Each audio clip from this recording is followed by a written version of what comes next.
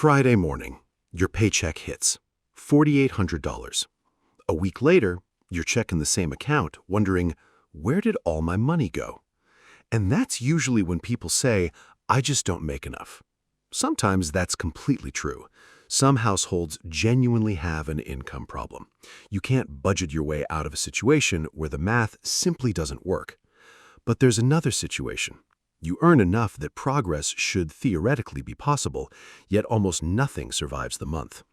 So we're going to follow one paycheck from the moment it arrives, find exactly where it disappears, and rebuild the flow so some of that money finally starts working for you. The first thing I'd do isn't create an imaginary perfect budget. I'd find out what actually happened to last month's money. I'd pull up my bank accounts and credit cards and look through every transaction, not to judge myself, to get the evidence. Ideally, I'd look at a full month because a couple of random days can give me a very misleading picture. Then, I'd put every transaction into one of 5 buckets. Essentials are things I realistically need to keep life running. Obligations or required payments, things like debt minimums.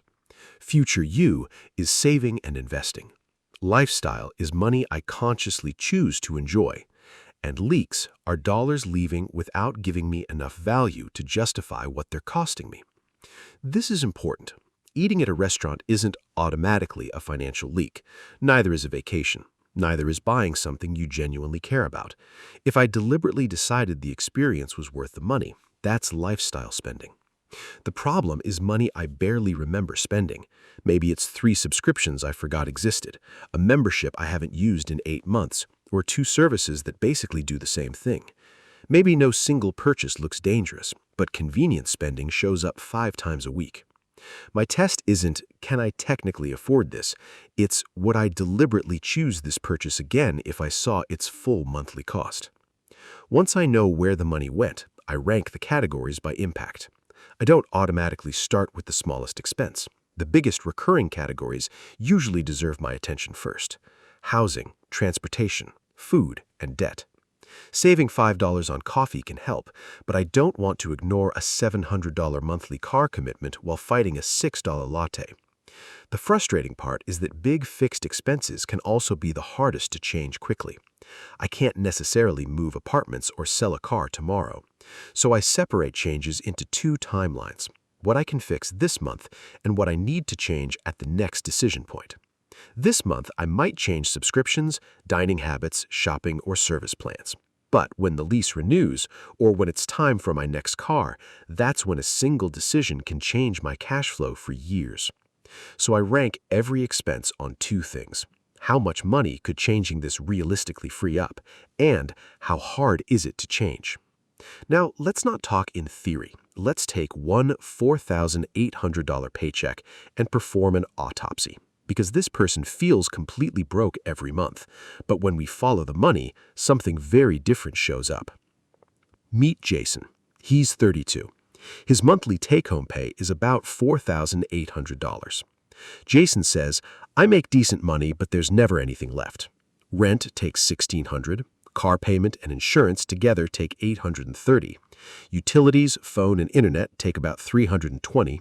Groceries take $550. Restaurants and delivery take another $350.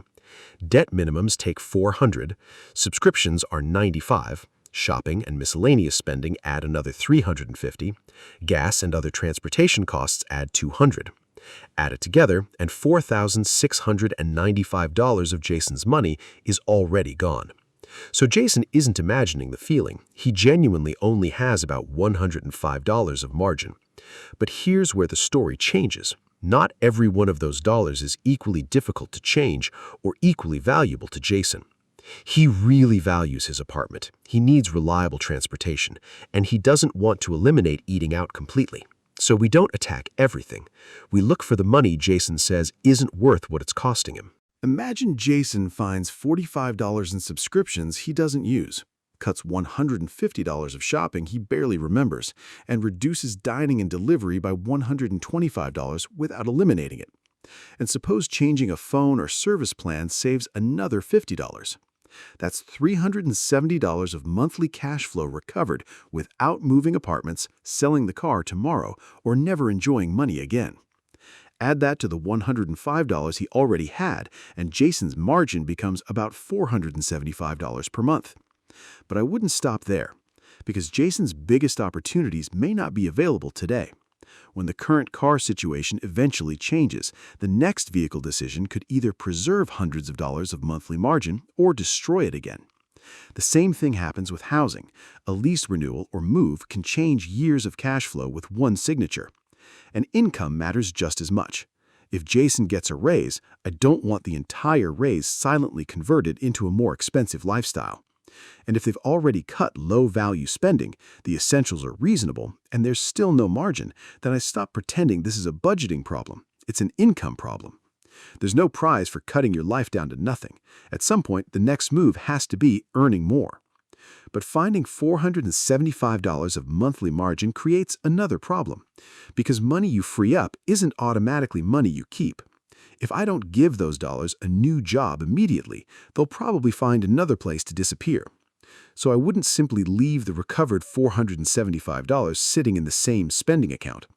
I'd decide in advance what the money is supposed to accomplish.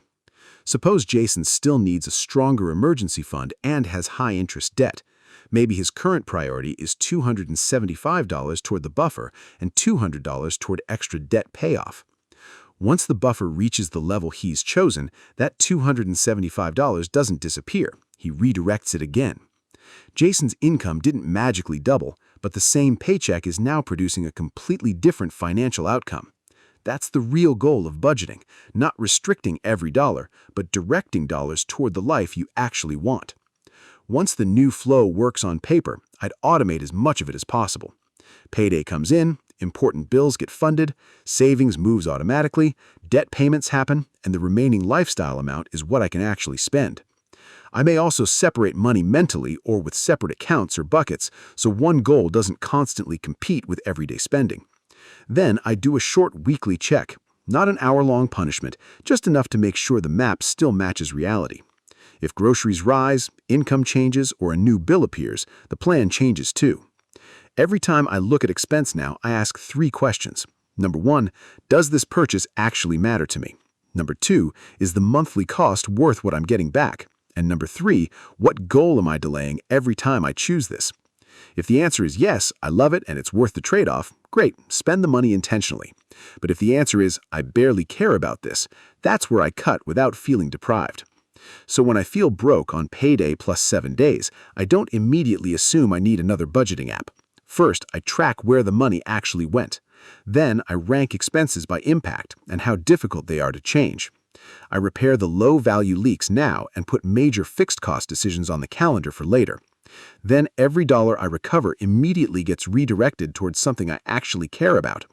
And finally, I automate the new flow so I don't rebuild the same problem next month. Because the goal isn't to become someone who never spends money. It's to become someone who knows exactly where the money is going and why. But now Jason has a new problem. We're sending hundreds of dollars toward emergency savings, but when does he stop? Is $1,000 enough? 3 months of expenses? 6 months? Or something completely different? Because someone with 2 stable incomes and someone who's self-employed probably shouldn't automatically use the exact same emergency fund target. So next, I'm showing you exactly how I'd calculate an emergency fund target based on the life you actually have. If you're building your financial comeback, subscribe to Marcus Money Moves. We're going from financially behind to the first 100K, one money move at a time.